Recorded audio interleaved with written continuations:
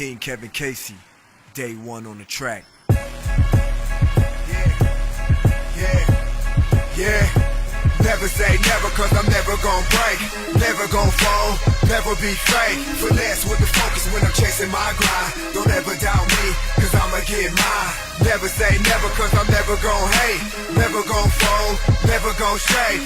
Hands start to glow when I'm feeling my shine. Don't ever doubt me, cause I'ma get mine. Get at you from the get-go, guaranteed to get dope. Float like a butterfly, Muhammad on his tiptoe. Tool in the best right, jab with a left right. Cool calculation like he moving in a jet fight. Next flight, damn right level I'ma take it to. Everything he made it through, way he represented too. Wanna do it class A, do it how my swag say. Wifey total package and she better than Beyonce. Grab that feeling, ice cold chillin'. Flow so potent, overdosing off the feeling. Finesse and respect on my grizzy for the city. If you with me, put your fists up, don't ever put it down. Real recognize, real move with the blue steel. Long as we alive, it's a legacy we gon' build. Got you feeling magical, hit you with a classico. 100 proof professional, solid to the day I go. Never say never, cause I'm never gon' break.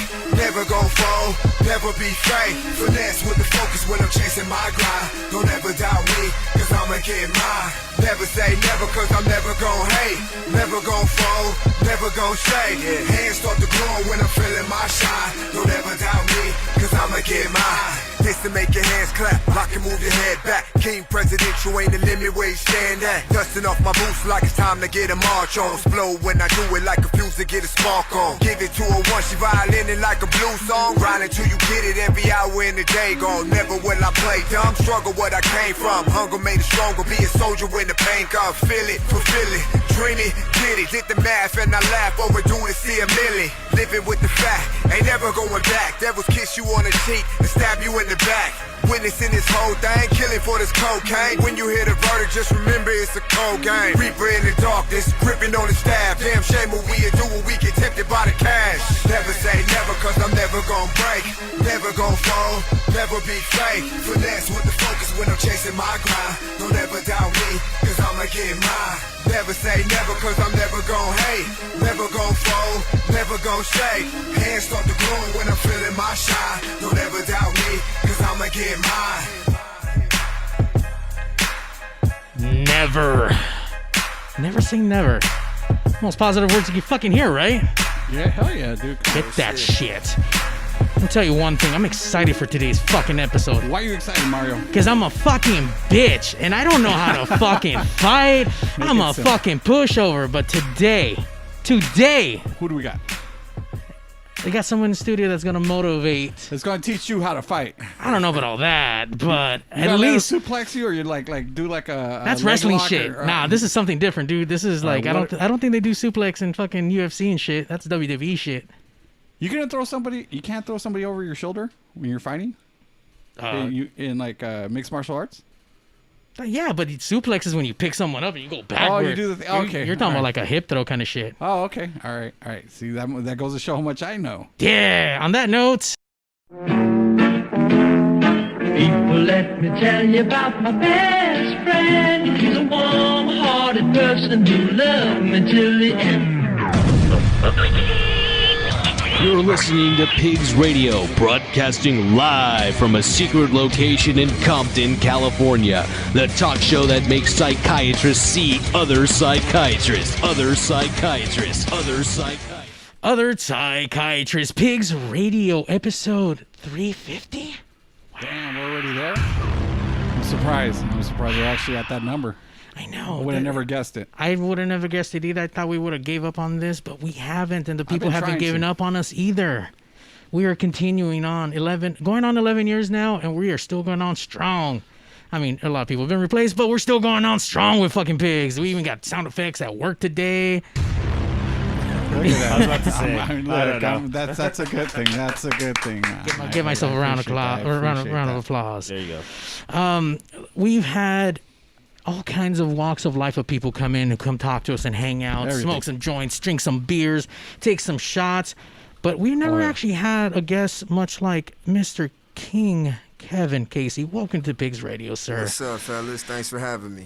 King Kevin Casey. First of all, that just sounds like a fucking powerful name. I'm already scared just to fucking say it. Like I feel like I owe you my lunch money for some fucking reason. Like, I'm about to give you my shit right now. Just don't hurt me. He and just shit. walks up to you and tells you his name, and all of a sudden you're like giving it all up. Like fuck. Like I'm right here. That's the alter ego. You know what I'm saying?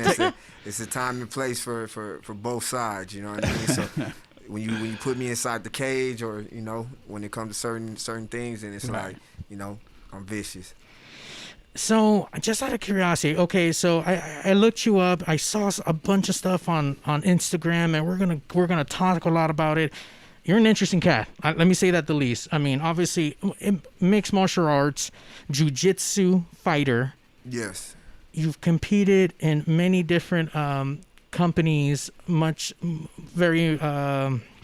Fighting organizations. I mean, there we go. What would you call it? I mean, it's like you're a UFC fighter, right? Well, basically, the sport of mixed martial arts would basically be like that's just MMA, and that's the sport. And then you have organizations. So like UFC would be like the NFL of fighting. It's the Premier League. That's top tier. The elite level athletes in the world. You know what I'm saying? And then you have, different organizations like Bellator and ONE FC. So there's a lot of other competing organizations, but it's, worldwide known that UFC is kind of like that's top of the game. Yeah, that's the apex. Wow. How, as far as you and your career, how do you start fighting? I mean, is this something you did as a kid, or is this something that you went in for like discipline? Like, I mean, it started off as me being, a youth without a father in the home and being misguided and basically like my mom put me in karate at 9 years old, and that's where I began to develop discipline and kind of learn how to channel my emotions, because that's what a lot of young people who don't have guidance, they're looking for the wrong people to lead them, and so they end up kind of like just doing bad shit. You know what I'm saying? So martial arts is what really kind of like put me on the right path. So that's basically how it came about. So at a young age, you kind of started getting into something like that.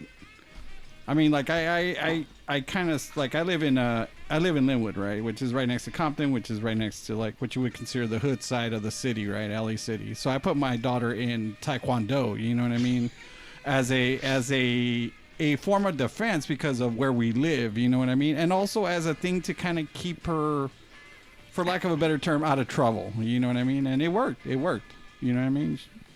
It's like sometimes you got to do stuff like that. She doesn't do it anymore? Unfortunately, no. She moved on to softball. Oh, okay. So her mom was a softball player, so eventually she was going to jump into that. So yeah, she moved on to a different sport. I'm sorry. How old were you when you first started? I was 9. Wow. Yeah, I was 9, man. But I kind of just kept going with the arts, and then I met the Gracie family, and I want to say around 93 or 94, something like that. And like their family basically was responsible for bringing the whole sport of mixed martial arts to the States. And so at a young age, I knew who Hoist Gracie was, and I ate barbecue in the backyard with them, and and then I went Brazilian on to barbecue. watch him. Authentic. Authentic Brazilian barbecue, yeah. I went on to watch him win like the first few UFCs, man. So it was like these dudes that I was hanging out with, that pretty much just treated me like family. They had these kind of like demeanors that you wouldn't even think they were fighters, because they were such good people, such down to earth people. And I knew that once I saw what Hoist was doing, and then Hickson was kind of I grew up with Hickson Gracie's son, Hoxson, and that was my best friend, and that was like my introduction to the family. And basically, man, it's like these dudes had nice houses, nice cars, and they were supporting their families off martial arts. You know what I'm saying? So I always knew in the back of my mind, well, damn, this could be something that you can get into. That I can get into. It can change your life for sure. Yeah, and but even before the sport got as big as it got, like I already knew where it was going because of the people that I was with. Right. You know what I'm saying? So I knew that I was originally kind of more doing football, right. And then it was like, when I was like 20, my best friend passed away, and then it was like I felt like this urge to really go in there and compete and fight. Wow. I can't imagine sticking to something for that long. I mean, we've done this for 11 years, but we started way older. But being 9 and seeing that unfold, I mean, to follow through, that's the biggest thing, is to follow through and continue to make that your I guess, passion or your career, you know what I mean? Up to where it becomes your career. Yeah, that's intense. Growing up, I knew boxing was super popular, and that was the thing. When did, like, UFC become, like... Do you remember when it actually started to where it started and then where it got big? I mean, shit. It was from the beginning. There was so much controversy because the general public, they weren't used to seeing that level of violence. Right. You know, they weren't used to seeing that, you know, that much blood. So initially, like, they were trying to outlaw it. So it had a lot of media attention because it was so barbaric at the point in time. So they just wanted to outlaw it, right? So then it was like a lot of people went to war for it, and then eventually it became legal. Now, even sometimes right now, like, I look at the sport and I'm like, damn, like, you could grab somebody's head and smash it on your knee and, like, and then everybody's gonna clap. Like, how is that shit legal? But hey, man, the Romans used to do it, and that's how form entertainment was back then. So, I mean, obviously people like to see people get fucked up, plain and simple. Like, tell me who doesn't watch fucking all those gory films and see people get hurt or killed or some shit. Like, people. The thing is too, like, the average person has no idea of how much knowledge there is when it comes to martial arts. Like, I've done boxing, kickboxing, Muay Thai, jiu-jitsu, wrestling. You know what I'm saying? Dutch kickboxing, and I'm still learning. Like, I've done jiu-jitsu. Like, I'm at an expert level in jiu-jitsu, and I've won over 20 titles, but I'm still learning and evolving. So it's just kind of like there's just a world of knowledge out there, and you know, the more that the fans have become educated to what's going on, there's an appreciation for the combat, and it's not so much of just this, you know, this savage thing. It becomes a chess match between two warriors. Actual art. Yeah. A beautiful ballet, if you will. I mean, I agree, because, I mean, if you remember early on, I mean, have you ever watched any of the early on, like, UFC stuff? I mean, I don't remember names, but I remember before it used to be just two dudes standing in the middle of the ring just punching each other to see which one knocks the other one out. And now it's more of a graceful kind of style of fighting, I guess you could say. For a minute, I thought you were describing one of your, like, family barbecues. Sorry, we're still on fighting. Got it. When it comes to the last rib, we're gonna fucking fight for it. Okay, we're gonna fucking throw blows. You know what I mean? But yeah, it's like early on, it was really kind of brutal looking. I guess you could say savage almost. You know, because there wasn't any of the mixed martial arts kind of aspect of it. It was more just like more of a bar brawl. I guess you could say. Initially, they kind of made it about style versus style. Right? Let's bring the wrestler in versus the striker. Let's bring the boxer in versus the jiu-jitsu guy. Right. So purposely it was different. Yeah, that was, so they were almost like they were trying to see what style is superior. Right. You know what I'm saying? And that's how, you know, the Gracies came to fame in the States, is Royce proved that, hey, I can be a small Brazilian guy, not big in stature, and still go out here and fight guys that, you know, that almost weigh, you know, almost double his size. Yeah. You know, so very effective. Very effective. Damn. So we got the PigzRadio Pigsneyverse out there lighting up, and we do actually have a question online out there by Officially Inspired. Ask him what his first tattoo was, and it is his most meaningful one, please. My first tattoo was a cross that I got on my shoulder when my grandfather passed away. And so that, you know, that was very significant to me, because my grandfather was, you know, he was the backbone of the family. He was the warrior, the ex-military guy. So, you know, it really meant a lot to me. And all my tattoos have significance. Like, I'm not the dude just gonna get something just because it look cool, because you could barely see it on my skin anyway, right? You know, I have memorial to my friend Hoxon, who passed away. You know, I have soldier in Japanese on my arm. Then I got my mom's name across my chest. So everything has significance to me. Wow.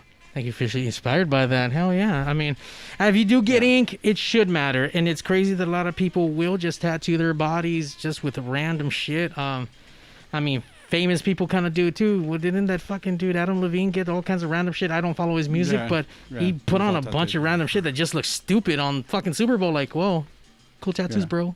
Now, you mentioned you have Japanese tattoo. I mean, and you fought, actually. You fought in more than just the United States. You fought in, like, Japan, right? Japan. I've competed in Brazil, Dubai. I mean... Where were your tougher... What country had your toughest competition, I guess you could say?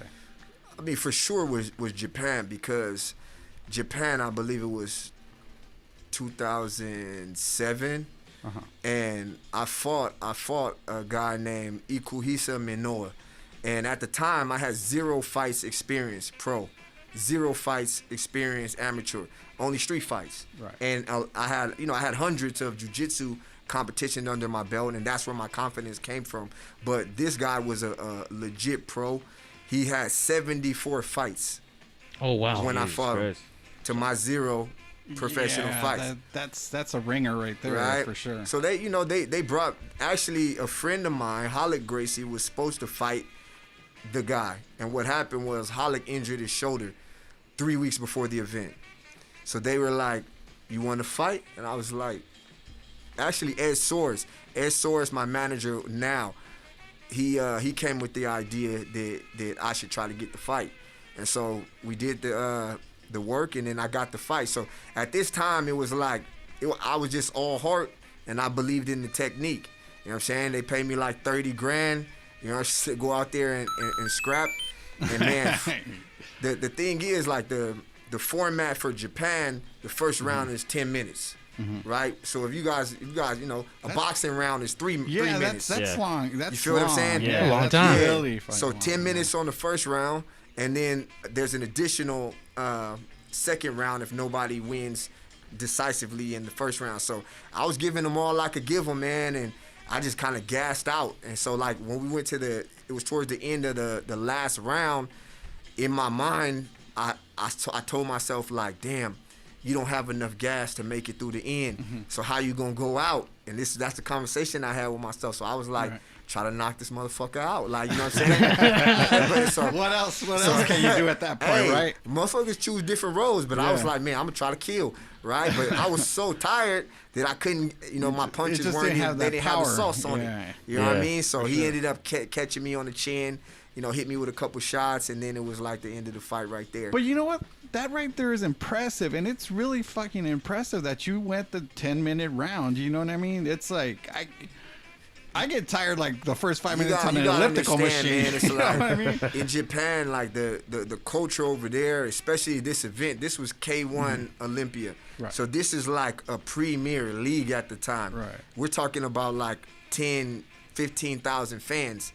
You know what I'm saying? And like, to keep it real with you, man, like, you try to tell yourself what to expect, but there ain't no fucking way you could prepare yourself emotionally for what you're about to go through. You know what I'm saying? So it was like, I was confident in my mind, but like when I was in the ring in the beginning, my knees were shaking, and I was like, what the fuck? Shit. What the fuck is wrong with you? Yeah. I'm, you know, Wake up. What the fuck? It's time to go. Yeah. You know what I'm saying? So it's like, it's involuntary sometimes, the emotional shit that you're gonna go through, and it takes time to develop that poise to be able to like handle the pressure. Totally. It's like doing an interview. It's like, okay, we got to interview 4 people.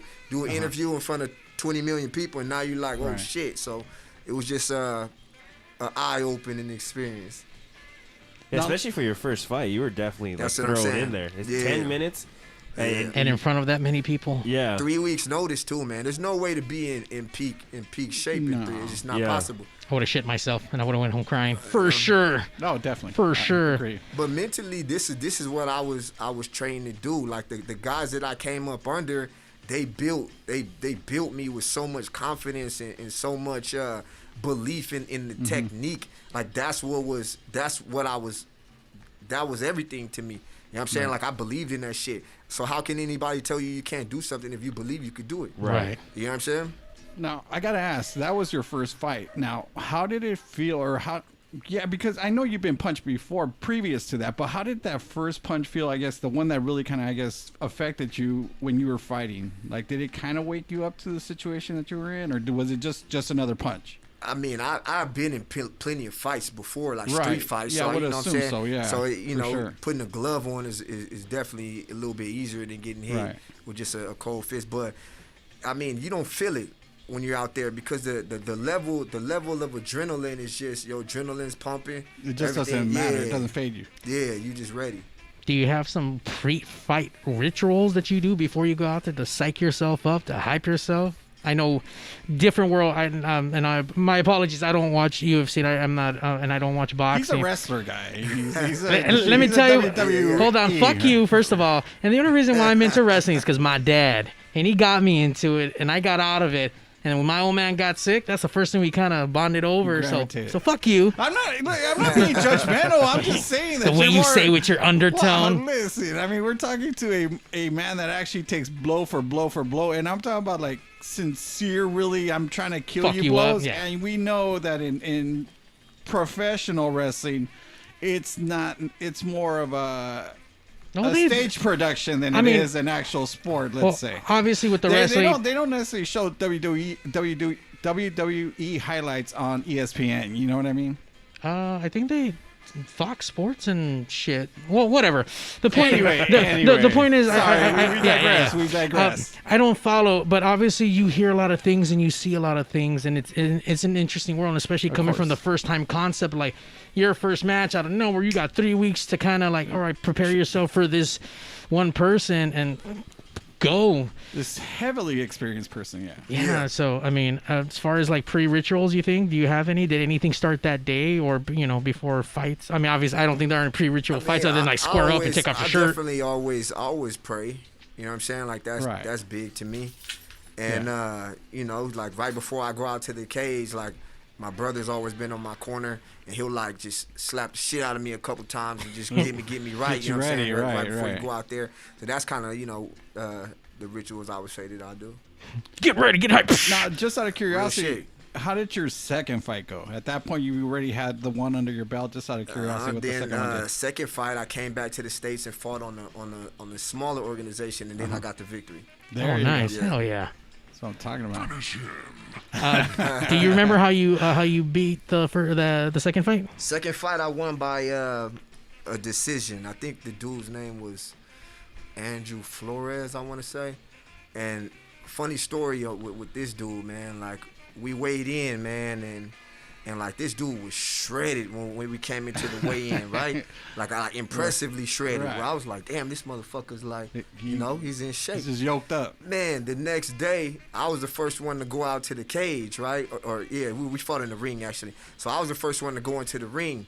And I see this motherfucker, like, walking up the side, and he's looking like he's double the size that he was the previous day. The next day. So I'm like, what the fuck? This like, and I'm trying not to, psych myself out, but I'm like, that's not the same dude. Who the fuck is this walking up to the cage right here? That thing fucking crazy as fucking they switched out fighters. Just to psych him out. So apparently this dude, man, he does this weight cut thing where he drops 30 pounds in 24 hours or like in a short, like in like 2 or 3 days, like short period of time, and puts 30 pounds back on before he fought.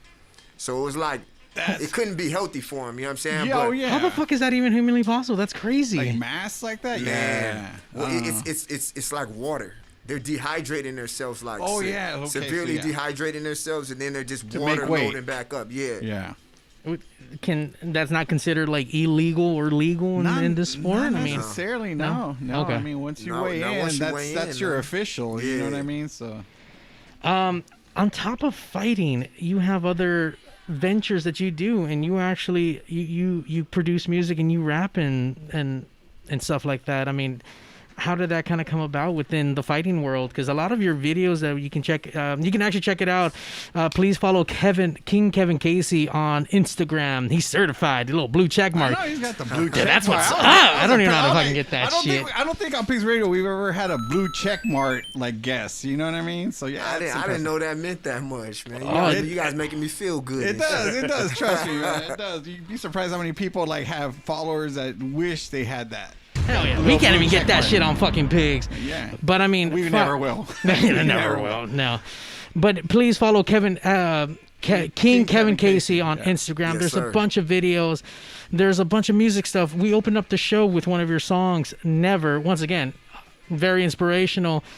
And your music is a little bit different than the traditional stuff that you hear nowadays. I mean, obviously, you say you pray. Is there a lot of positive reinforcement that you're just trying to give out to the world, or is it just certain views that you have certain, Well, for me, man, it's like I've seen so many different things.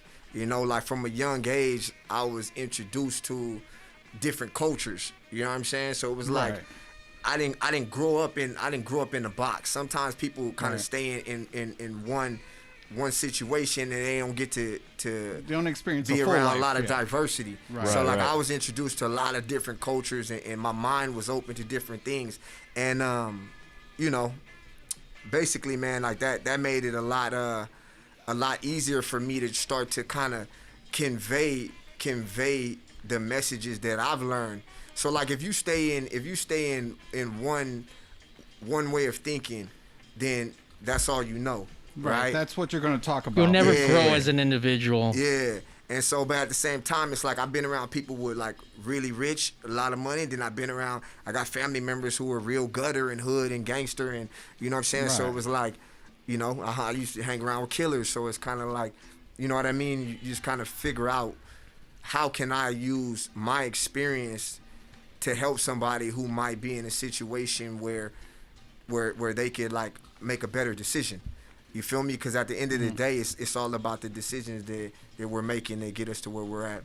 All our decisions lead to certain consequences, either good or bad. But a decision today can change everything tomorrow. And obviously, now, was the rap thing that you do now? Is that something that you were kind of doing as you were fighting also, or is it just, or did you kind of like?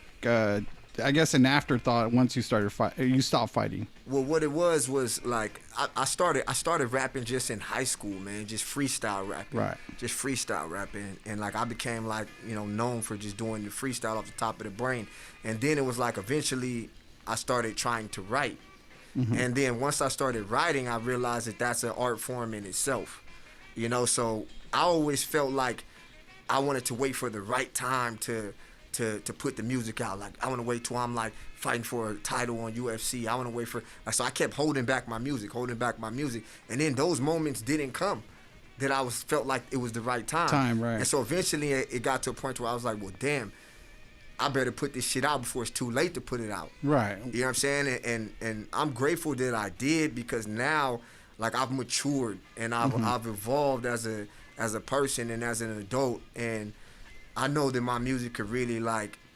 if it's pushed right, it can impact people and the world. I believe it too. I'm already inspired, and just by even like listening to Never. I mean, but even then with this growth, will you put out stuff that you wrote back in high school, or everything that you have now is just all recent stuff? Yeah, all this, a lot of this stuff is recent, and then there's tracks, man, that are fucking like dope ass tracks, but like they're not me. And I'm like, I wish that I had an avenue to like give it to somebody else who could run with it, because it would be popping. Right. But it's like not what I want to represent at this point in time. You feel me? Right. So it's kind of like, damn, I got some fire.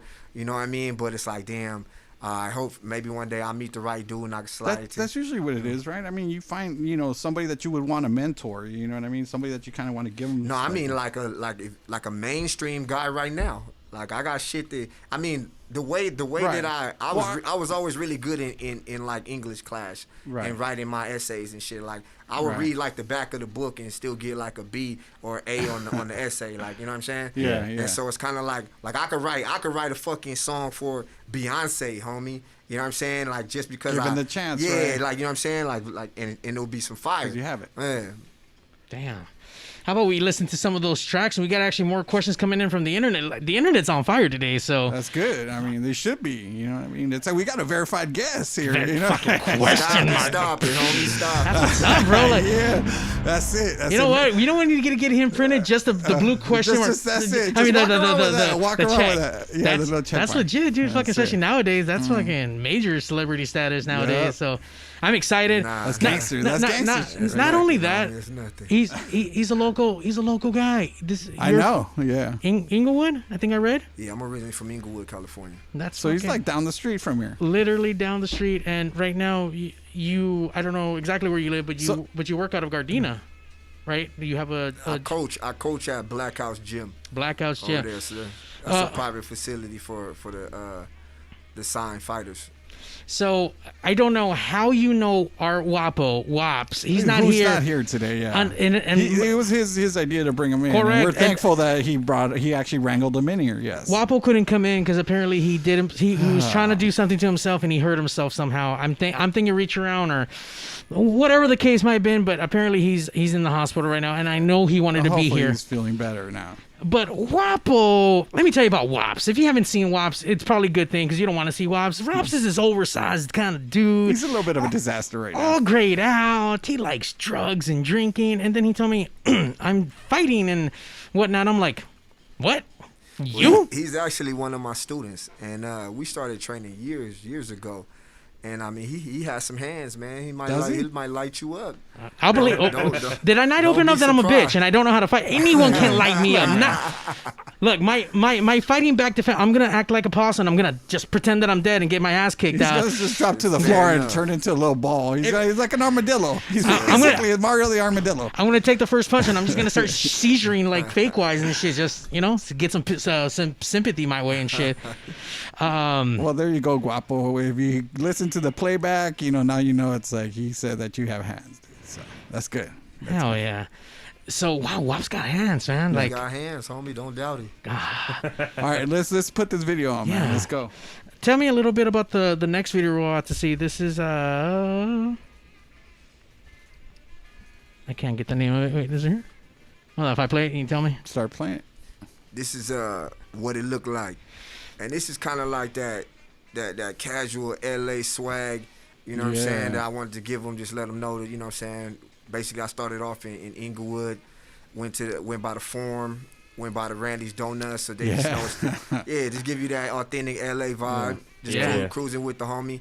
And this one, I actually had a feature with Rocka from Dilated Peoples, OG in the game. Wow. You know what I'm saying? So he blessed me and came on the track and you know what I'm saying, shit came out cool. He flexing that verified fucking hard right here.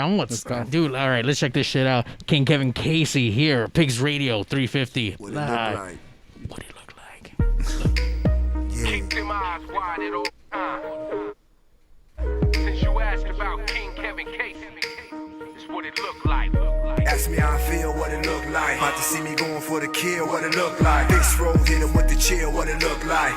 What it look like, tell me what it look like. I know that's right, tell me what it look like. I know that's right, tell me what it look like. I'm a king, so I show him what it look like. I'm a king, so I show him what it look like. King like Cobra with a deadly agenda. Live by the code and there ain't no surrender. Everything I've been through to make my name. Try to cook me in the pot, now you taste the flame. Way down in the depths till I rose again. Know I'm all about my legacy, we ain't the same. Make moves when I hit, smooth when I spit. So cold like a winter, Alaska to hit. Desire, fire, hunger is it. Velocity of the game like the Raptors again. Get money, go hard or go home. G-State, contradiction with the swag. I'm aggressive and patient. Soldier in the trench, march through the mud. Till you walk in my shoes, don't be quickly to judge. When you know you a king, then you do what he does. Everything that I do, know I do for the love. Ask me how I feel, what it look like. About to see me going for the kill, what it look like. Big Roll hit him with the chill, what it look like.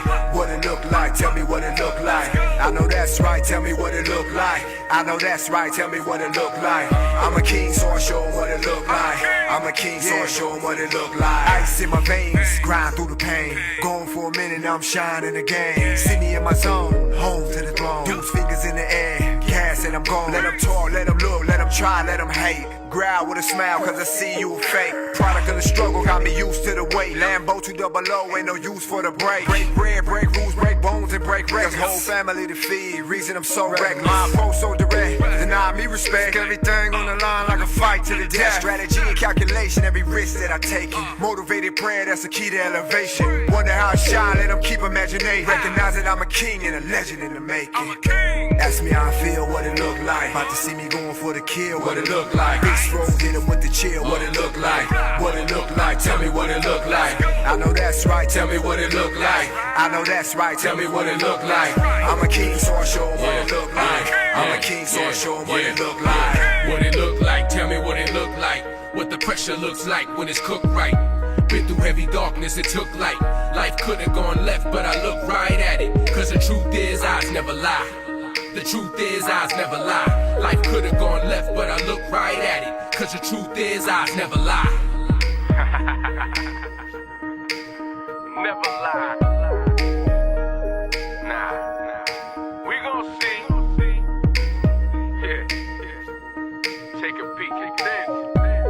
Get a glimpse of this. Eyes never lie. King Kevin Case.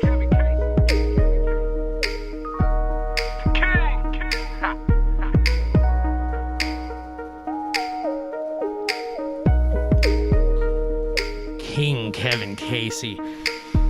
Your lyrics. That's what's up. Yeah, and this one was just a smooth vibe. This wasn't like my most recent songs, man. Like I've been really inspired, man. You know, by everything that's been going on. You know what I'm saying? Like with the George Floyd and just the police brutality, the racism. It's like it for a while it just felt like everything was swept under the rug. Even though we all knew it was there, it was kind of swept under the rug.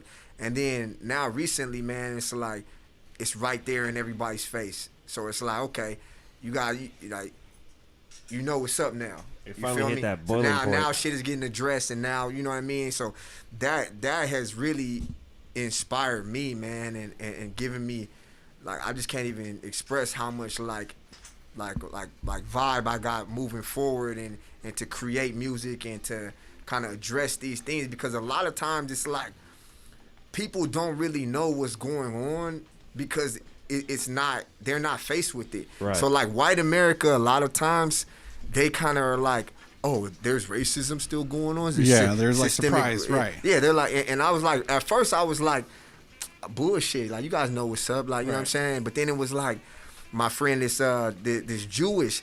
Like I knew the Jewish people went through the Holocaust they experienced a lot. Yeah, and I know that they have a lot of like stereotypes, but I didn't know that there was like so much going on still with them. Oh yeah, it's nonstop with them also. That kind of gave me a perspective where I was like, well, damn, okay, maybe some people in white America don't know what's going on, so we have to kind of educate. You know what I'm saying?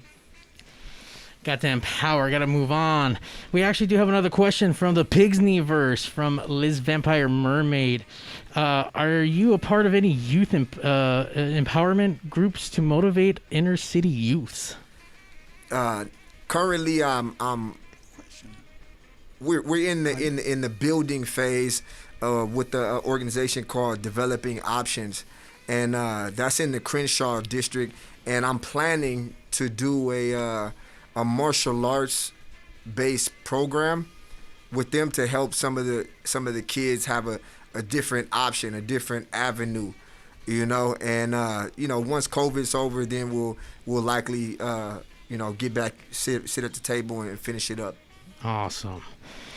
As far as you teaching and coaching, and you got WAFs, which is still like mind baffling to me. WAFs got hands. You know, we need to make a shirt for WAFs that says that WAFs got hands, and let people decipher what they want with that. Why not? Are you still an active competitor right now, as far as like the UFC and the Bellator and all the other companies, or are you just coaching? For a while, I was semi retired, and a lot of my life became coaching and teaching. You know, I teach maybe 5, sometimes 6 private sessions in a day. So I was making good money, but I didn't have enough time for myself with that kind of schedule to try to train. So I was just on the hustle. But once COVID kind of shut everything down, then I got more time for myself because a lot of my clients stopped training. And so then it was like, okay, let me go run, let me lift weights, let me do something. And then now I feel like, shit, I'm feeling good. Well, I mean, there's like, at least in the boxing world, you got Mike Tyson coming back. You got Oscar De La Hoya the other day announced that he's going to try to make a comeback. Shut up, really? I didn't hear that. Yeah. I know Tyson. I saw him, and he has a fight coming up.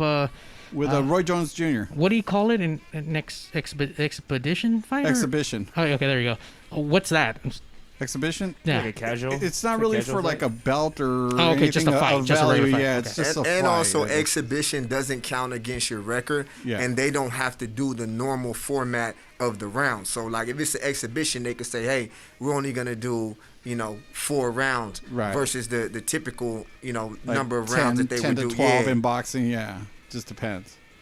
Also, with that, does the drug stuff not count as much? Because Tyson got a motherfucking ranch of weed now. He ain't fucking around. Like, well, I don't know if weed was ever an issue in boxing. I'm pretty sure weed has always been an issue. I mean, steroids is always the biggest thing. It's never really that. But I mean, as far as like boxing, I don't know if weed was ever an issue. Was weed never an issue as far as Bellator, UFC, and all those other companies? Weed was definitely on the like a ban list. Yeah, it was on the substance? ban list. You couldn't use it. Yeah. Fuck. Well, I mean, I don't see why not though. I mean, it's like it's medicinal, right? I mean, well, now it is. I would say it's always been forced. It's not a performance enhancing drug. Yeah, so why? For sure. You know what I'm saying? So I don't get it. It's more of a pain reliever. I guess you could see it as an aspirin. You know what I mean? Because I don't get why it would be banned. A banned substance. Yeah, I see my weed as aspirin. I really do. It's your happy aspirin. It's my happy avenue. Once again, I'm just expired, verified, and just the whole 10 yards. I mean, the way you present yourself, the way you are, and the things that I've seen. I mean, once again, follow King Kevin Casey on Instagram. You met Barack Obama. How fucking cool is that? Yeah.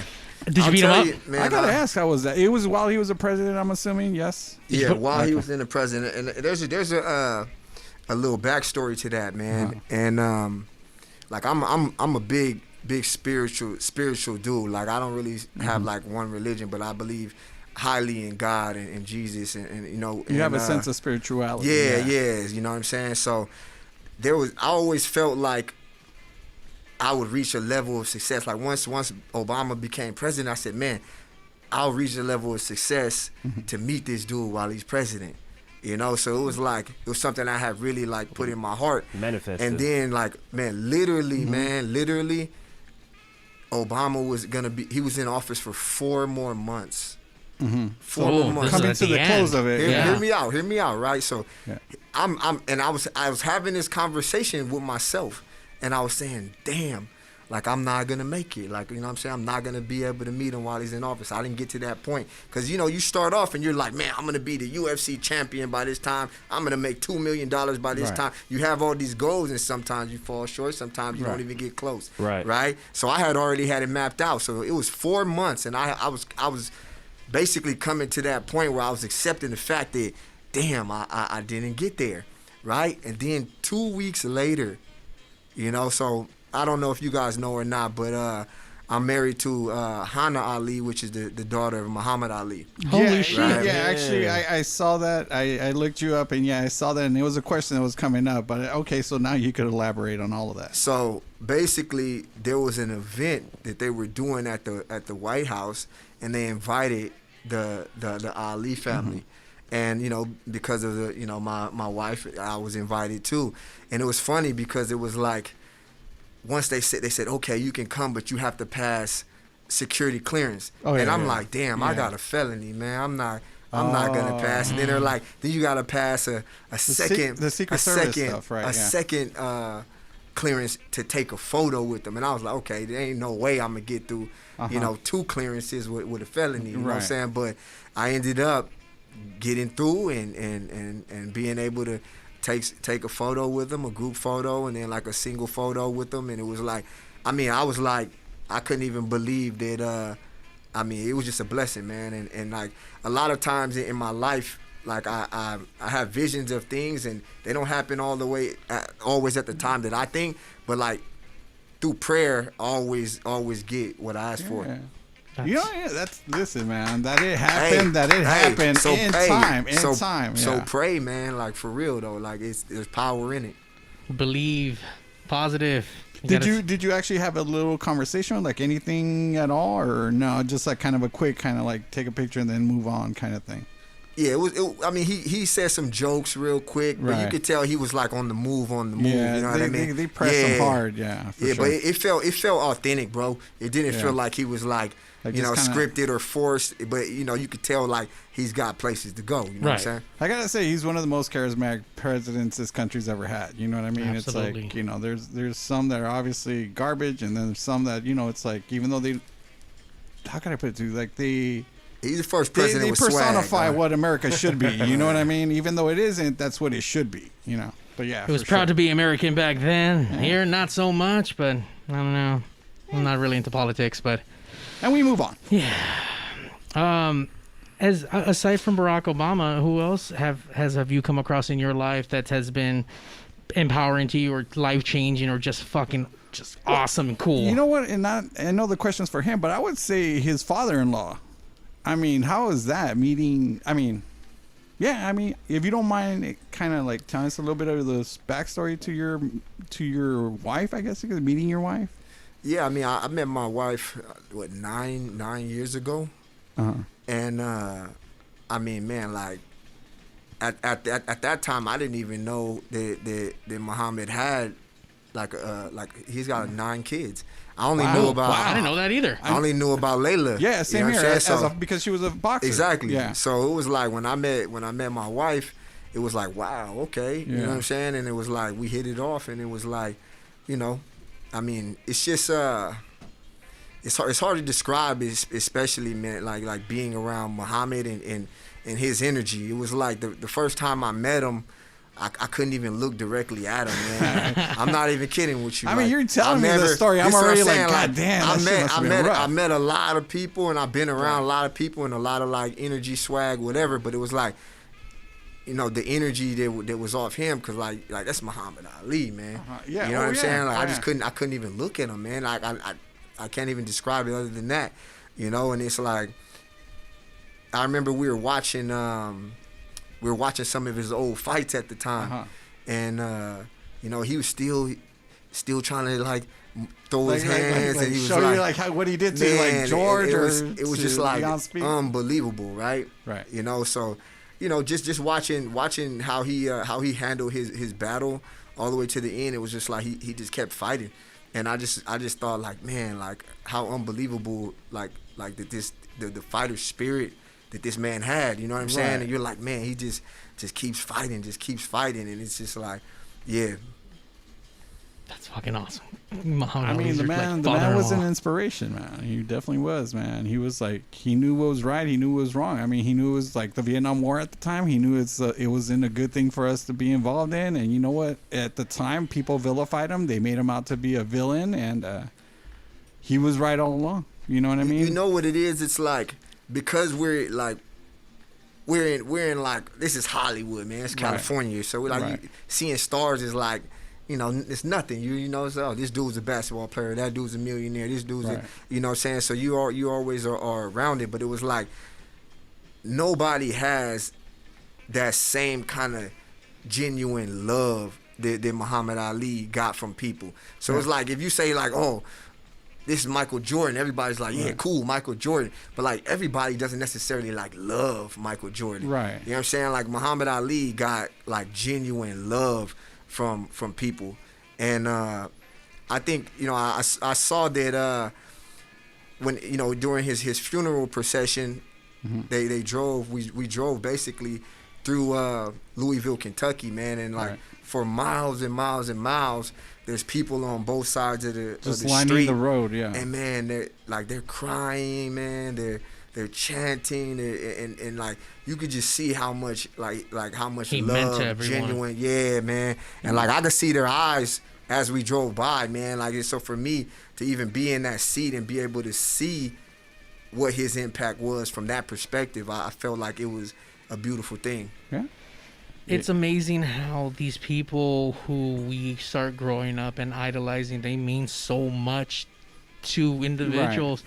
even when Kobe passed away, and you saw everyone band together from all race and size, and obviously here in LA, Hispanics big on that. Obviously, everyone here big on that. Everybody, and Kobe meant so much to a lot of people, and to see the flocks, even Michael Jackson with all the craziness he was about, millions of people. There's very few people like there's very few people out there that affect everybody the way that those people did affect. You know what I mean? Between Muhammad Ali, Kobe, and Michael, even, you know, it's like there's not a lot of people that have that kind of gravitas or that kind of like weight, you know, that it affects everybody. And not just like here necessarily in LA or in Louisville or just anywhere. I mean, globally, they affect everybody, you know, when in their passings, you know, but that tells you that's the measure of those men, you know what I mean? Or those people, that's how important they were to us. Right. You know what I mean?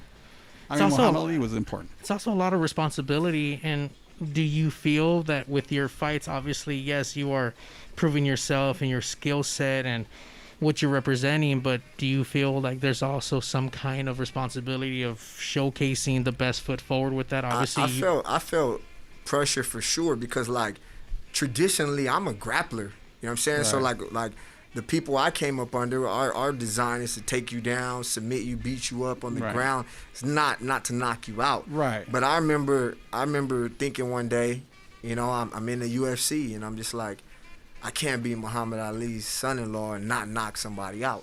Right. You know what I'm saying? Like how, you know, and then also too culturally, it's like brothers want to see you use your hands. Like, you know what I'm saying? It's like, hey, use your hands. Can you throw hands? You know what I'm saying? So it's like it kind of made me deviate from, you know, how I was trained and what the ultimate, you know, the way I should be doing it was. We have a clip, and this is be really cool. Tell us what's happening here. Well, obviously not this one, but what's about to happen right now. You can find us on YouTube. Once again, go under Kevin Casey, RFA 15. Let's play. So basically, RFA. This is basically at the time the biggest regional organization for basically like talent prepared to go to UFC or the highest levels, right? So there's no really nothing bigger for building talent. Okay. Right. So this was the inaugural middleweight championship of the world for them.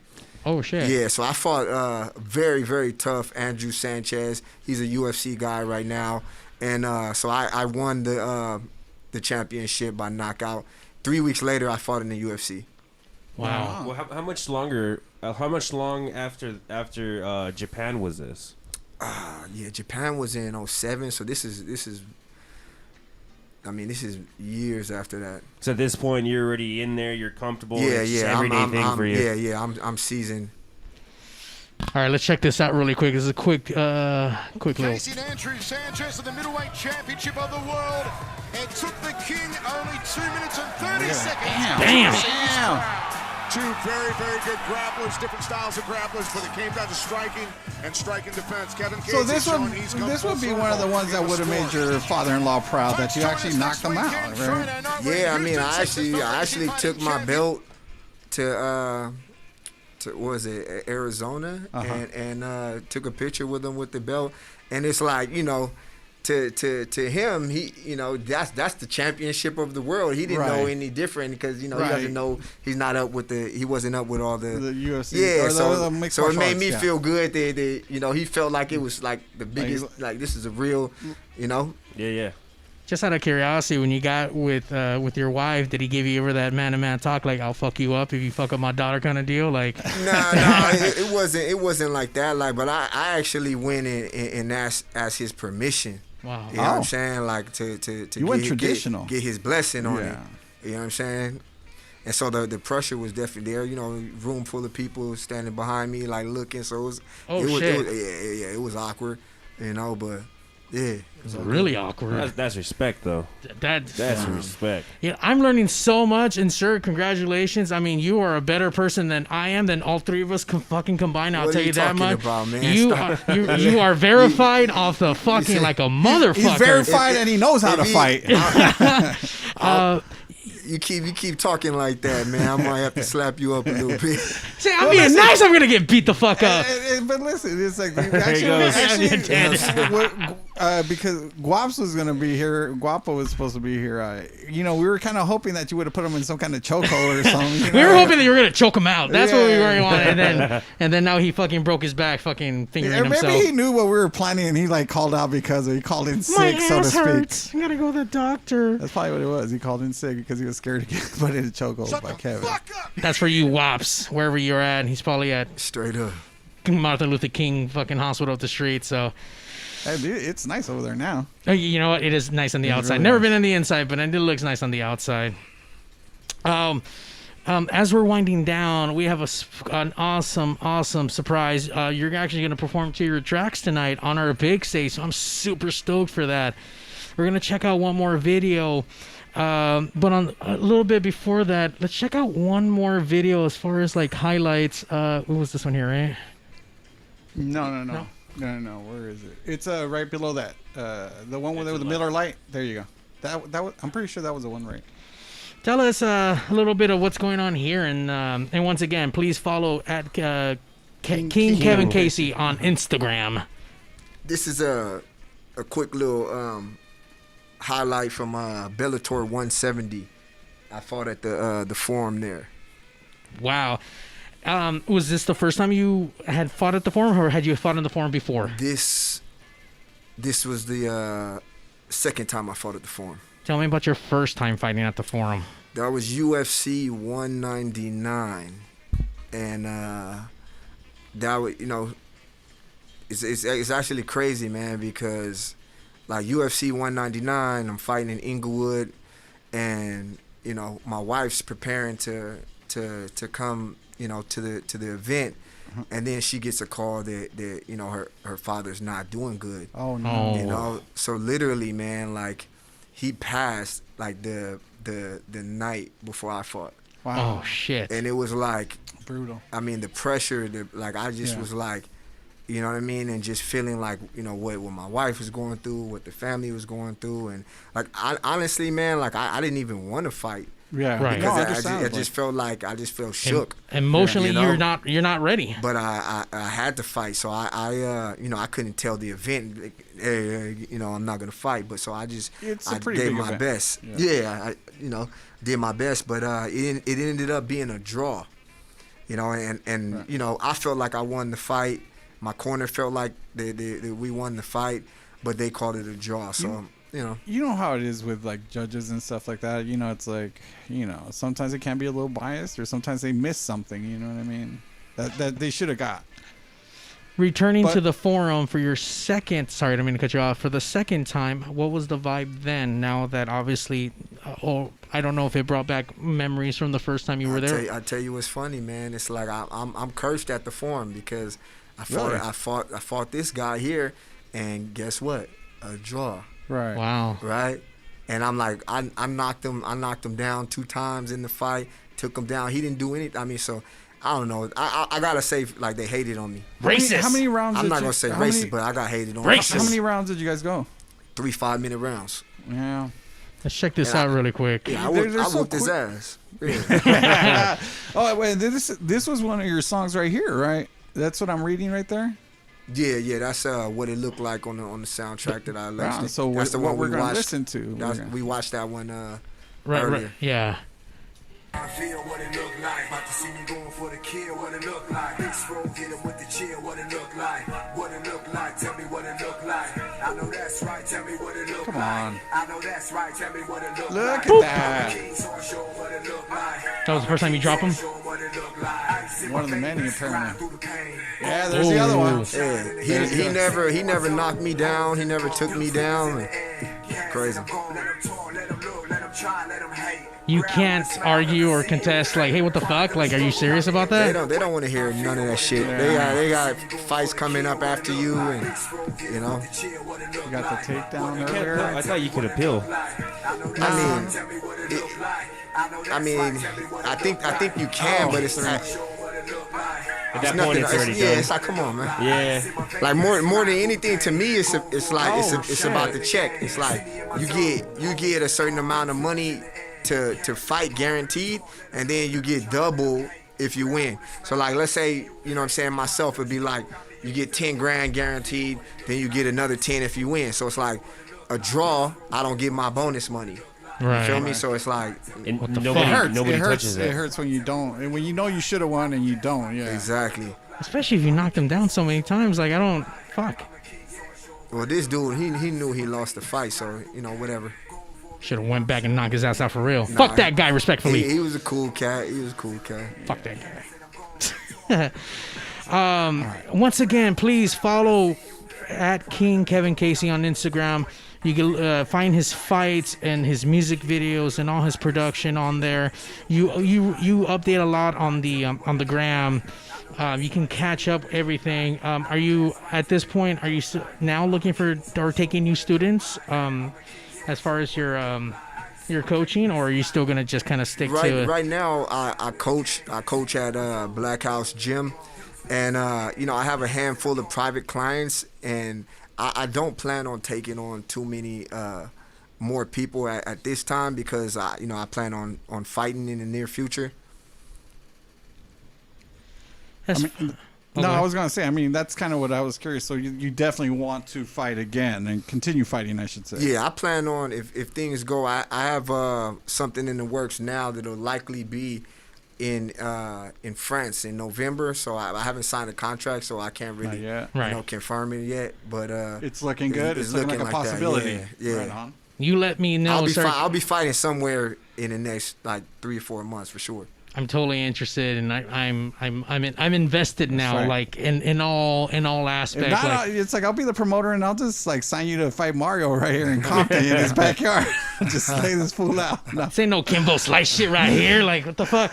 You know what? And interesting with even Kimbo, like he went from the streets to kind of do that, and I don't remember. I don't think he was necessarily prepared for it. No, the transition from him, like that was a little bit harder for him, right? To like learn how to grapple. Well, the thing is this, man. Like when you talk about a professional fighter, like on the highest level, these are people who have been training, you know, for more than 20 years. You know what I'm saying? So it's like you start getting into. It's a different level when you're talking about like an expert at something versus somebody who's like good on a street level. Right. It's a whole different mindset, a whole different caliber, you know.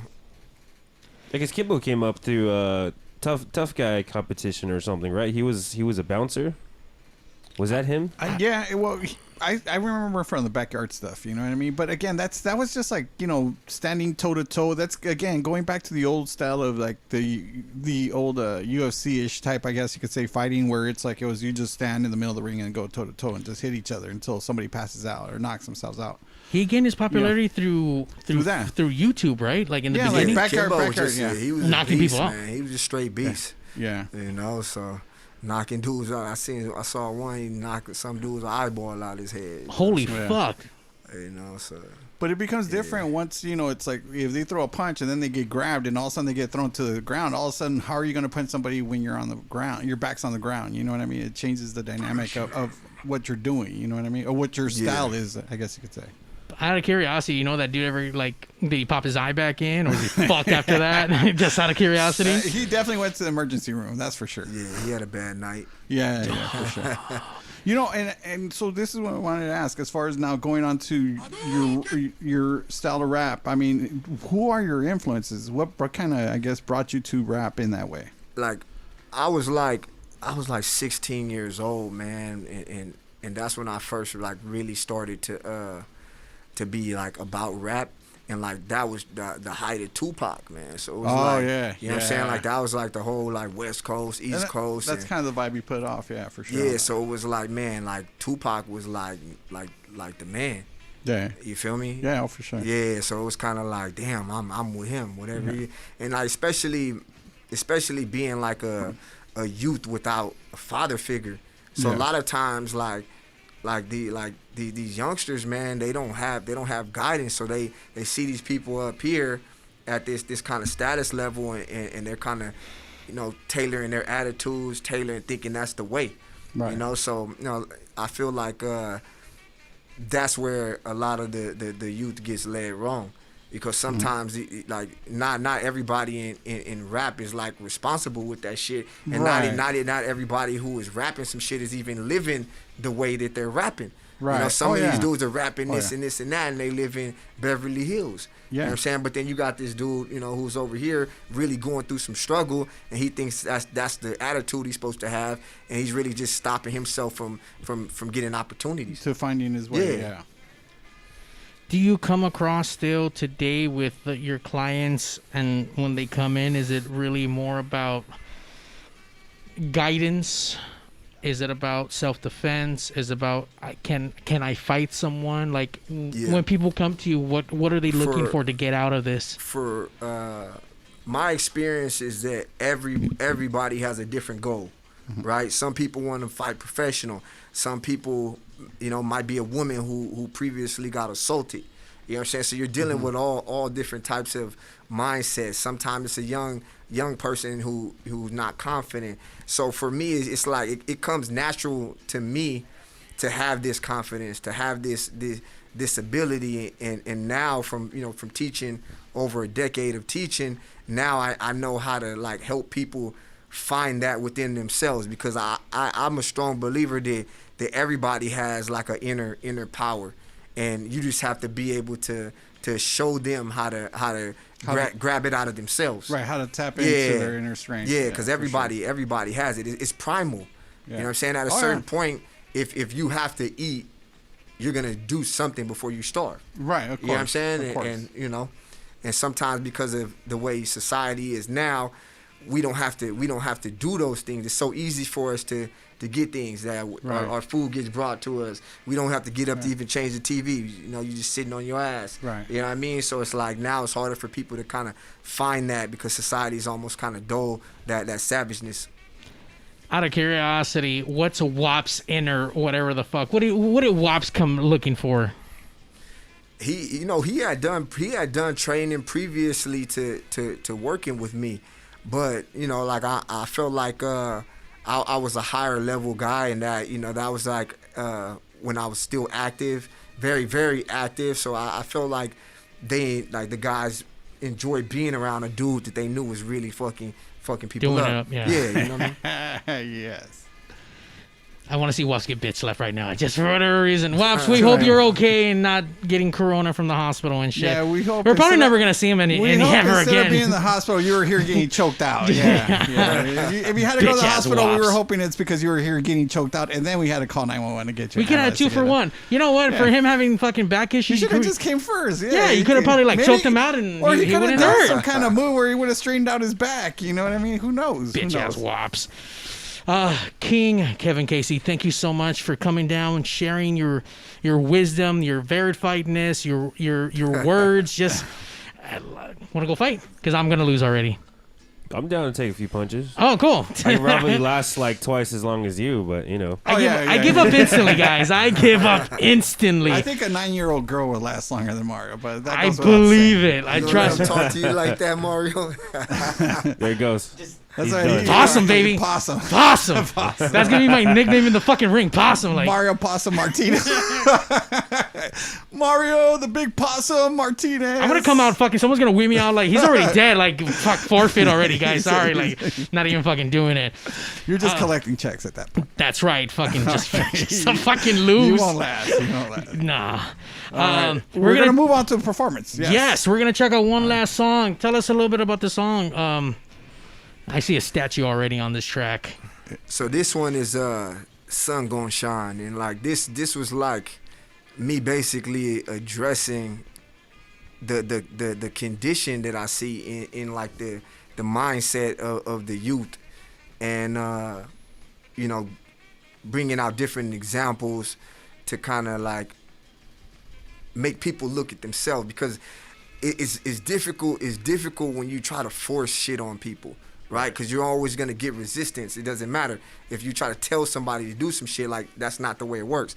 The way it works is when you can say some shit in a way where it makes somebody come to that realization themselves, and then they think they're like, oh, it came from themselves almost. But you just kind of like if you plant a seed in a certain way, the person feels like that it was like they agreed with with what you were saying, right. versus like you forcing some shit on them. Absolutely. Right? Yeah, you wanted to grow in them. Yeah, and so that's where my writing style is at this point, man. Like, because I'm not like, I don't see myself as like somebody who just wants to be in a nightclub just rapping and having girls and shit like that. I've evolved past that point.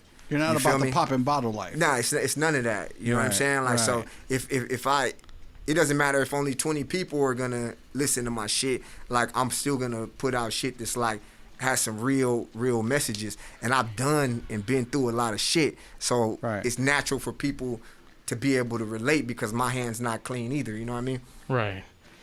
Awesome. That's fucking awesome. And knowing that, you know, you came from where you came from, hands not dirty, and be able to overcome that and continue the most positive life today. Because I mean, just talking to you to now, I wouldn't have known. It's all about the mindset, man. Because the mindset in the youth, especially like the inner city, is fucked up. You know what I mean? And like, I used to have that fucked up mindset. Like, there was a point in my life where it was like I wanted to kill somebody just to have like the respect of being a killer. The clout. You know what I'm saying? Yeah. And it was like, you know, thank God, you know, it didn't come to that. But it's like that, you know, used to rob drug dealers. I used to do different shit, and it was like that wasn't really my character. You feel what I'm saying? Like, those are things that I did because it was like you got a certain amount of respect for doing that shit. For sure. And the people I was hanging around at the time, you know what I'm saying, they was like they was you know, real dudes. So it was like I felt like I had to kind of keep up with that shit. And then it was like, you realize, man, like, I watched my cousin, you know, drug dealer, he was the man, dog, and like he had shit at a young age, and you like, damn, look what he's got this, that, boom. And then it'd be like he go to jail and he lose all his shit, and I'll be like, well, damn, how the fuck, like, why am I gonna sit here and invest in something that if I go to jail, I'm gonna lose all my shit and start over again every time, you know what I mean? And so I'm like, damn, I'd rather invest in some shit where I'm like, I could build and nobody could take it away from me. It'll be stable. You know what I mean? Long term. So like, amongst some of my cousins, it's like, I'm the nice guy, but I'm the dude who like fucks people up. Yeah. You know what I'm saying? So it's like, you know what I mean? You're not slanging and banging, but you're still fucking some people up. Well, I'm just saying. So if you can, that kind of puts in perspective the kind of dudes I, you know, be around. Right. When you're walking around, you get people trying to like size you up, like, oh shit, this is a big dude, and you see people trying to. You ever had that? Like somebody recognizing and try to like try to look up on you or something? I hope not, man. Not really, man. Like the last fight I got into, I mean, I was probably in my 20s, and a lot of it is demeanor. Right. You know what I'm saying? Like if I come in with my face, you know what I'm saying, screwed up and shit, and looking at people a certain way, then there's always going to be somebody there who's up for the challenge. Yeah. You know what I'm saying? Oh, yeah. But when I come off cool and I'm like loose and shit like that, then most of the time people are like, well, damn, why am I going to? Because you could look at me and tell, like, he knows some shit. Like, you could, you know, it's like a bodybuilder. You're like, this motherfucker lifts weights. Like, you know what I'm saying? So it's kind of like, you know, unless I'm asking for it, I don't feel like it comes to me. What vibe does Mario give you when you look at him? Straight bitch. I'm telling you, I don't know what other vibe. My nickname's a possum. Like, if you were walking in a room and you had a size up Mario, what would you think? First of all, no one's walking in the room sizing me up. He's like, I know this fool plays with Barbies. First of all, they're not Barbies. Fuck you, they're action figures. All right, action figures. All right, I'm sorry. Collectibles, if you will. Look, I'm not lying. Look at this shit up here. You know, this guy Millennium Falcon. Like, hey, look, some people fight, some people collect. What can I tell you? It's art. It's art in the collection. It's a Funko collection. I do have Funko Pops in the back. Let's get to the stage, man. Come on, let's go. Let's check out this track. Come on. King Kevin Casey, Pigs Radio. Let's do it.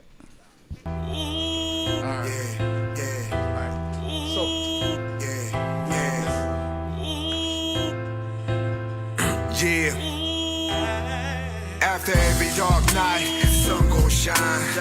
The next day, sun gon' shine. All the negativity can't break my mind. You could quote this line, I'ma take what's mine. Was living in the dark, now the sun gon' shine. Pray every day, bless my grind. Staring at the energy, might go blind. No matter how much time, to the top I climb. Heart being still, real. Presses of the cold ass world, leave a chill. All about a mindset, time ain't even mine yet. Speak on how he grinding like he ain't even shine yet. Calculate a move before I ever take a blind step. Money in the bank, ain't gon' change it when you need that. Pictures in his mind at the moments of his last breath. Probably disappointed if you feel you felt the like that. Careful with my energy, calm my head eventually. Accept it as a man, it won't be the way it used to be. But usually, most these niggas want a little sympathy. Victim of the circumstance, systematic casualty. Soul be on the move, cause the devil chasing after me. Find me by the music, cause you know this where the passion be. His mama had $1 every tear she cry. If an angel lost his wings and he can't go fly. After every dark night, sun gon' shine. The next day, sun gon' shine. All the negativity can't break my mind. You can quote this line, I'ma take what's mine. Just living in the dark, now the sun gon' shine. Pray every day, bless my grind. Staring at the energy, might go blind. No matter how much time, to the top I climb. Pray the Lord before I go to sleep, still I wait. You can try to uplift them, they still gon' hate. Concentrated on the vision, time don't wait. Wrong or right like this life, trying to test your faith. He say fuck a education, I'ma move this way. Streets will serve him up for dinner on the concrete plate. Ain't a mystery, the misery, a pistol and some Hennessy. A sucker role model, now you out here on a killing spree. Think life is all about a Louis Gucci or a Fendi piece. Time to pay the piper in a grave of penitentiary. And all this cloud chasing probably set us back a century. Highly disrespectful to the legends of our history. Truest verse, shake the curse, won't be the one to make it worse. I'ma keep evolving till I'm winning in the role reverse. Wanna make a difference, need to change, had to see it first. Acknowledge it's a blessing, every day we get to walk the earth. After every dark night, sun gon' shine. The next day, sun gon' shine. All the negativity can't break my mind. You can quote this line, I'ma take what's mine. Just living in the dark, now the sun gon' shine. Pray every day, bless my grind. Staring at the energy, might go blind. No matter how much time, to the top I climb.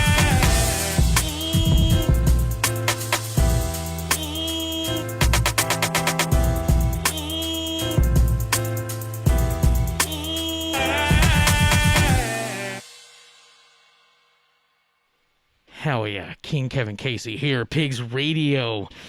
Please like, support, follow, get your ass fucking beat. No? No. Hold on, fucking sound guy can't even fucking do his sound guy job. What the fuck, bro? Get your ass kicked right now. I'm on it. Oh, now you are. Shit. Sorry, don't fuck me up, Mario. We both know that shit. Got jokes. Got jokes. All right, let's go. Tell us, what's this first track gonna be about? This is Love or the Hate, right? And like I wrote this before the George Floyd incident happened, but coincidentally it kind of just went with the vibe of what I feel like it's ultimately about. Like sometimes everybody gets confused about what shit is. Like you want to say, oh, it's racism, it's this, it's that. Well, at the end of the day, it's about good and evil. You know what I'm saying? Like, are you gonna be somebody who generally walks in love, or are you gonna be like a hater? You feel me? So I'm like, I wrote Love or the Hate to kind of make people realize, like, hey, look, choose a side and just stick with that shit. Hell yeah, let's fucking do this shit. Once again, like him, follow Instagram at King Kevin Casey. Get that shit. I'm getting all fucking nervous right now. My weeks. Where's my motherfucking smoke, Mario? Oh shit! Hold on. Don't play with me, homie. That's right. Give my smoke, homie. You know, you just did him the biggest of favors because he loves this fucking. Give my motherfucking machine. smoke now. Tell him. Let him know, man, because yeah, he's so excited right now. Look, there he goes. We want the smoke. Mario always wants the smoke. I want the fucking smoke right now. I mean, we could have somebody rapping, like just being like a poet up there, and you still want the fog machine going. The smoke, dude. It adds ambiance, the lights, it's everything. That's it. Let's make it happen. Let's pop. Here we go. Yeah. King Casey.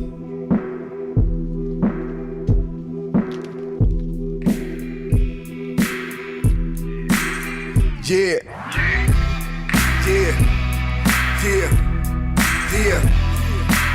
It's like we living in the last of days. Life a struggle, then you pass away. Accept the karma of the path you take. Love or the hate, love or the hate. So much pressure you can feel the weight. Hear the devil only steps away. Which want to flee when they standing at the gate. Love or the hate, love or the hate. What the pressure do, try to get the best of you. Perspective ready to change and see another view. Grind and I work, climb from the dirt. Relentless pursuit just to get what I'm worth. Generations is change, it's getting worse. Gonna be wearing some dresses up in their hearse. Live and I'm breathing, surviving and dreaming. Not even death can change what I believe in. Take it serious, life one experience. Money or success can't go with us, we leaving it. Jealousy the motive, I'm holding, I'm squeezing it. Make it to the top, try to take you where the demons live. Blessings and a curse, wisdom in a verse. Accepting what it really is, even if it hurts. Praying for my downfall, still gon' rise. When they see me at the top, hope it burn their eyes. It's like we living in the last of days. Life a struggle, then you pass away. Accept the karma of the path you take. Love or the hate, love or the hate. So much pressure you can feel the weight. Hear the devil only steps away. Which wolf to feed when they standing at the gate. Love or the hate, love or the hate. Stepping with my 10 toes everywhere the wind blows. Lyrics from the spirit, written with my eyes closed. Method to the madness, exquisite, lavish. Always on the chase though, addicted to the queso. Live life in the moment and keep your head high. When it come to hating and loving, it's a thin line. Actions speak what the words won't say. Why I pay close attention every move you make. Looking for a reason, can't stop believing. Haters start to hold you, coldest winter season. Treachery and treason, the love started leaving. Tried to show them light, but they in love with the demon. Choose a road to take, never will he break. Careful how you move, you in the jungle with the snakes. Watch the tables turn, let the bridges burn. Only thing promised is the karma that you earn. It's like we living in the last of days. Life a struggle, then you pass away. Accept the karma of the path you take. Love or the hate, love or the hate. So much pressure you can feel the weight. Hear the devil only steps away. Which wolf to feed when they standing at the gate. Love or the hate, love or the hate. So check it out. They say you got two wolves that live inside of you. King Casey. And they constantly at war. Believe it. The love and the hate. Tell them. So which one survives? Which one? I'ma tell you. Get your mind right, gotta get your mind right. Get your mind right, gotta get your mind right. Telling y'all now, I'm coming. King Kevin Casey. About to change it. Yeah.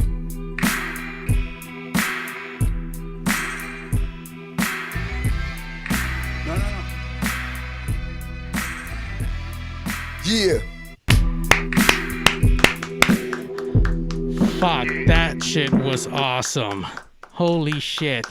Let me tell you, we've had rappers on this show before. Yeah. The big runs. The big runs, J-Pit. We've had so many dudes, but let me tell you, the passion that you have for your music is unmatched and uncanny by any other who's been on this stage. Hey, thank you, man. I appreciate it. That's what's. This is what happens, guys. When we have fucking verified dudes in here, like we need to get more verified motherfuckers in this shit. The verified shit again, right? That's what's up. This is why they get verified. You know what I mean? There was a lyric that just caught me. Feel the pressure and with the devil right. Fuck, I already fucked it up. Don't beat me up. But there was something about pressure and then devil right behind you. So much pressure you can feel the weight. Hear the devil only steps away. You know what I'm saying? That devil's always right behind everyone, and I'm like, holy fuck, like he's right behind me right now. Like Yeah, I mean, listen, it's get it done. You know, talk, get it done. Man. Get it done. You know what I'm saying? Hell yeah. So we got one more track. Tell us what this track's what's it about and what it really means to you. I mean, this is pressure, right? And pressure basically is like giving people a perspective and understanding of when you put a society or you put a people under pressure, you're only gonna get so many different results. Right. You feel me? So it's like, man, if somebody's kid's crying and they got to feed them and they don't have means, they don't have the positive means to go do it, then they gonna do it another way. They're just gonna do what they gotta do. If you starve a community of opportunity, they're gonna create whatever they have to do to survive and to be able to, have nicer things in life too. So it's a lot of times we see it in the inner city, in the black and the brown communities, man, because everybody's hungry. Yeah. Right? We're all trying to feed somebody, you know what I mean? And it's obviously not ourselves. I mean, we're trying to feed people around us, you know what I mean? Support our people. I mean, I'm always hungry, but it's a different hunger that you're talking about. So, but I totally understand, especially what's going on today with the poverty, this fucking COVID-19. Everyone's stuck. No one can do shit.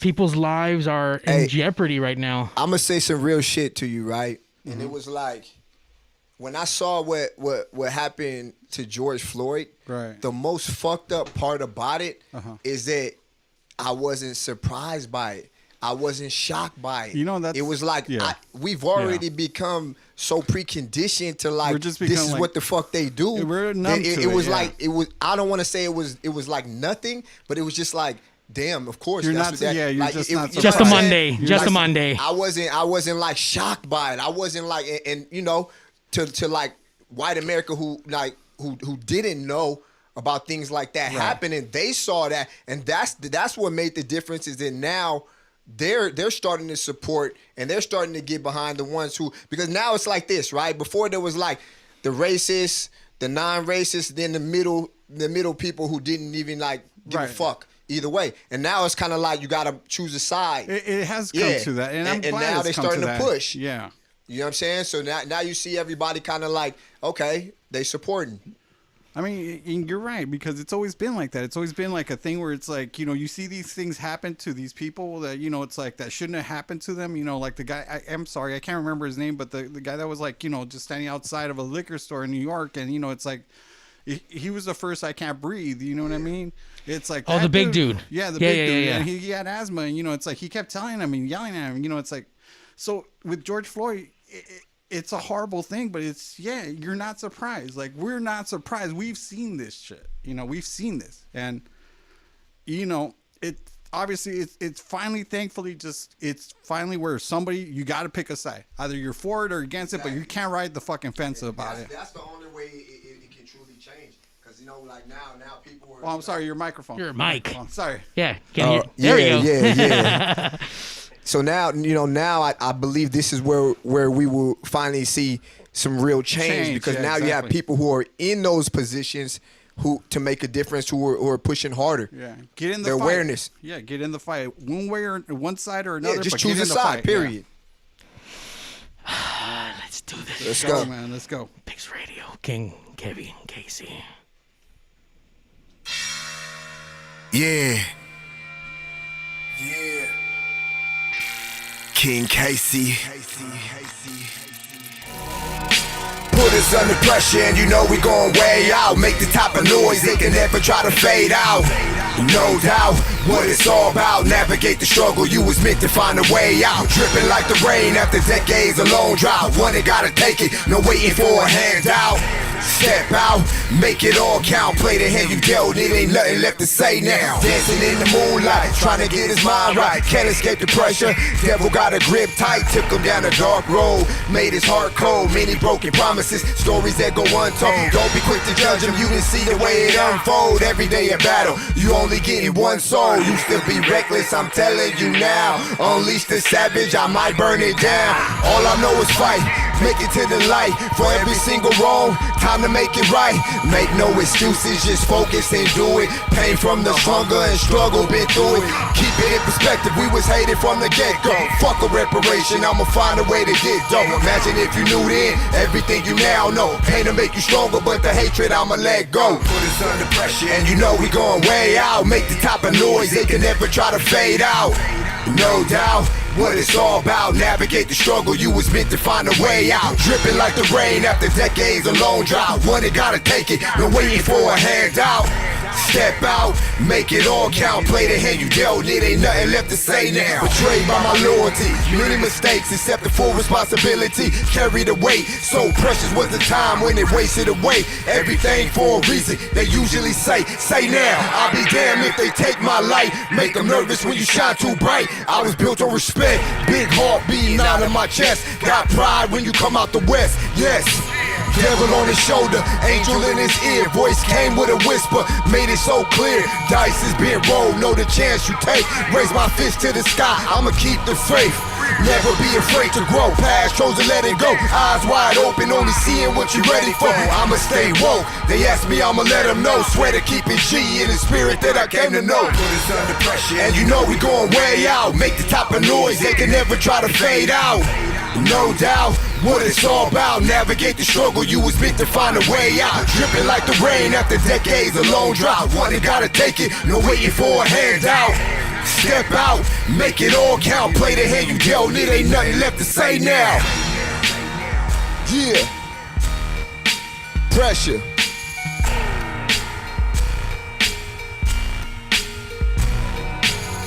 I'll be damned if they take my light, make them nervous when you shine too bright.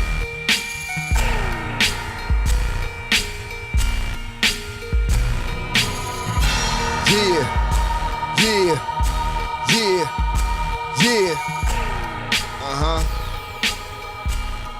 King Casey.